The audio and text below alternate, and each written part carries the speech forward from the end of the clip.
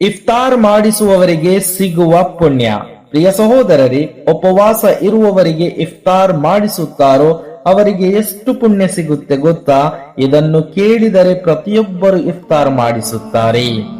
ಪ್ರಿಯ ಸಹೋದರರೇ, ಹಜರತ್ ಸಲ್ಮಾನ್ ಫಾರಸಿ ರದಿಯಲ್ಲಾಹು ಅನ್ಹು ರವರು ವರದಿ ಮಾಡುತ್ತಾರೆ, ಪ್ರವಾದಿ ಮುಹಮ್ಮದ್ ಸಲ್ಲಲ್ಲಾಹು ಅಲೈಹಿ ವಸಲ್ಲಂ ರವರು ಶಅಬಾನಿನ ಕೊನೆಯ ದಿನ ಹೇಳಿದರು, ಯಾರು ರಮದಾನಿನಲ್ಲಿ ಉಪವಾಸಿಗರಿಗೆ ಇಫ್ತಾರ್ ಮಾಡಿಸುತ್ತಾರೋ ಅವನ ಪಾಪಗಳನ್ನು ಕ್ಷಮಿಸಲಾಗುತ್ತದೆ ಮತ್ತು ಇಫ್ತಾರ್ ಮಾಡಿಸುವವನ ಕುತ್ತಿಗೆ ನರಕದ ಅಗ್ನಿಯಿಂದ ಮುಕ್ತಿಗೊಳಿಸಲಾಗುತ್ತದೆ. ಉಪವಾಸ ಆಚರಿಸಿದವರಿಗೆ ಎಷ್ಟು ಪುಣ್ಯ ಸಿಗುತ್ತದೆಯೋ ಉಪವಾಸ ಇಫ್ತಾರ್ ಮಾಡಿಸುವವರಿಗೂ ಅಷ್ಟೇ ಪುಣ್ಯ ಸಿಗುತ್ತದೆ. ಆದರೆ ಉಪವಾಸಿಗನ ಪುಣ್ಯದಲ್ಲಿ ಯಾವುದೇ ಕಡಿತಗೊಳಿಸುವುದಿಲ್ಲ. ಸಹಾಬರವರು ಕೇಳಿದರು, ಯಾ ರಸೂಲಲ್ಲಾಹ್, ಇಫ್ತಾರ್ ಮಾಡಿಸುವ ಸಾಮರ್ಥ್ಯ ನಮ್ಮಲ್ಲಿ ಇಲ್ಲದಿದ್ದರೆ? ಆಗ ಪ್ರವಾದಿ ಸಲ್ಲಲ್ಲಾಹು ಅಲೈಹಿ ವಸಲ್ಲಂ ರವರು ಹೇಳಿದರು, ಯಾರು ಒಂದು ಖರ್ಜೂರ ಅಥವಾ ಒಂದು ಹಾಲಿನ ಗುಟುಕು ಅಥವಾ ಒಂದು ನೀರಿನ ಗುಟುಕನ್ನು ಉಪವಾಸಿಗರಿಗೆ ನೀಡುತ್ತಾರೆಯೋ ಅವನಿಗೂ ಸಹ ಅಷ್ಟೇ ಪ್ರತಿಫಲ ಸಿಗುತ್ತದೆ. ಯಾರು ಉಪವಾಸವನ್ನು ಮುರಿಯುವ ವ್ಯಕ್ತಿಗೆ ಹೊಟ್ಟೆ ತುಂಬಾ ಊಟ ಮಾಡಿಸುತ್ತಾರೋ ಅಲ್ಲಾಹನು ಆ ವ್ಯಕ್ತಿಗೆ ನಾಳೆ ಕಿಯಾಮತ್ತಿನಲ್ಲಿ ನನ್ನ ಕೌಸರ್ ಕೊಳುವಿನಿಂದ ಅವನಿಗೆ ನೀರು ಕುಡಿಸುತ್ತಾನೆ.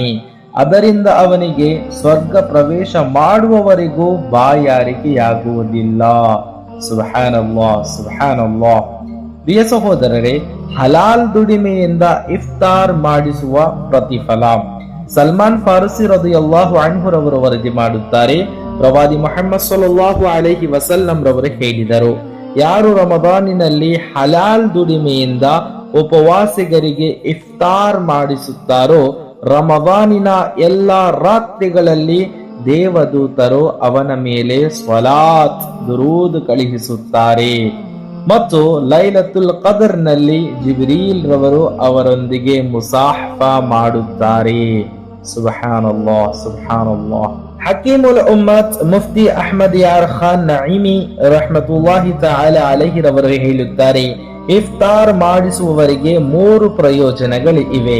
ನಂಬರ್ 1 ಪಾಪಗಳಿಂದ ಮುಕ್ತಿ, ನಂಬರ್ 2 ನರಕದಿಂದ ಮುಕ್ತಿ, ನಂಬರ್ 3 ಉಪವಾಸಿಗನಿಗೆ ಎಷ್ಟು ಪ್ರತಿಫಲ ದೊರೆಯುತ್ತದೋ ಉಪವಾಸ ಇಫ್ತಾರ್ ಮಾಡಿಸುವವರಿಗೂ ಅಷ್ಟೇ ಪ್ರತಿಫಲ ಸಿಗುತ್ತದೆ. ಆದರೆ ಉಪವಾಸಿಗನ ಪುಣ್ಯದಲ್ಲಿ ಯಾವುದೇ ಕಡಿಮೆ ಬರುವುದಿಲ್ಲ. ಆದ್ದರಿಂದ ಪ್ರಿಯ ಸಹೋದರರೇ, ನಮ್ಮ ಸಾಮರ್ಥ್ಯ ಎಷ್ಟು ಇರುತ್ತದೋ ಅಷ್ಟನ್ನು ನಾವು ಉಪವಾಸಿಗರಿಗೆ ಇಫ್ತಾರ್ ಮಾಡಿಸಬೇಕು. ಅದು ಒಂದೇ ಖರ್ಜೂರವಾಗಲಿ, ಒಂದು ಗುಟುಕು ಹಾಲಾಗಲಿ, ಒಂದೇ ಒಂದು ಗುಟುಕು ನೀರಾಗಲಿ, ನಾವು ಇಫ್ತಾರ್ ಅದರಿಂದ ಮಾಡಿಸಬೇಕು. ಇದರಿಂದ ಬಹಳಷ್ಟು ಪ್ರಯೋಜನಗಳಿವೆ, ಬಹಳಷ್ಟು ಪ್ರತಿಫಲವಿದೆ. ಈಗಾಗಲೇ ನೀವು ಕೇಳಿದ್ದೀರಾ. ಆದ್ದರಿಂದ ಮಸ್ಜಿದಿಗೆ ಹೋಗುವ ಸಮಯದಲ್ಲಿ ನೀವು ಬರೀ ಕೈಯಿಂದ ಹೋಗಬೇಡಿ, ಖಾಲಿ ಕೈಗಳಿಂದ ಹೋಗಬೇಡಿ. ಸ್ವಲ್ಪ ಖರ್ಜೂರವನ್ನಾದರೂ, ಸ್ವಲ್ಪ ಹಾಲನ್ನಾದರೂ, ಸ್ವಲ್ಪ ನೀರನ್ನಾದರೂ ತೆಗೆದುಕೊಂಡು ಹೋಗಿ. ಉಪವಾಸಿಗರಿಗೆ ಎಷ್ಟು ಪ್ರತಿಫಲ ಸಿಗುತ್ತದೋ ಅಷ್ಟೇ ಪ್ರತಿಫಲ ನಮಗೂ ಸಿಗುತ್ತದೆ. ಆದಷ್ಟು ಹಲಾಲ್ ಹಣದಿಂದ ಉಪವಾಸಿಗರಿಗೆ ಇಫ್ತಾರ್ ಮಾಡಿಸಿ. ಅದರಿಂದ ಅಲ್ಲಾಹ ತಬಾರಕ್ ವ ತಆಲಾ ಬಹಳಷ್ಟು ಪುಣ್ಯವನ್ನು ನಮಗೆ ನೀಡುತ್ತಾನೆ. ಆದಷ್ಟು ನಿಮಗೆ ಸಾಮರ್ಥ್ಯ ಇದ್ದರೆ ಉಪವಾಸಿಗರಿಗೆ ಹೊಟ್ಟೆ ತುಂಬಾ ಊಟ ಮಾಡಿಸಿ. ಅದರಿಂದ ನಮಗೆ ಕೌಸರ್ ಕೊಳವೆಯಿಂದ ನೀರು ಕುಡಿಯುವ ಭಾಗ್ಯ ದೊರೆಯುತ್ತದೆ. ಮತ್ತು ಯಾರು ಉಪವಾಸಿಗರಿಗೆ ಹೊಟ್ಟೆ ತುಂಬಾ ಊಟ ಮಾಡಿಸುತ್ತಾರೋ ಆ ಒಂದು ಹೌಜೆ ಕೌಸರ್ನಿಂದ ನೀರು ಕುಡಿದರೆ ಅವನಿಗೆ ಸ್ವರ್ಗ ಪ್ರವೇಶದ ತನಕ ಬಾಯಾರಿಕೆಯಾಗುವುದಿಲ್ಲ.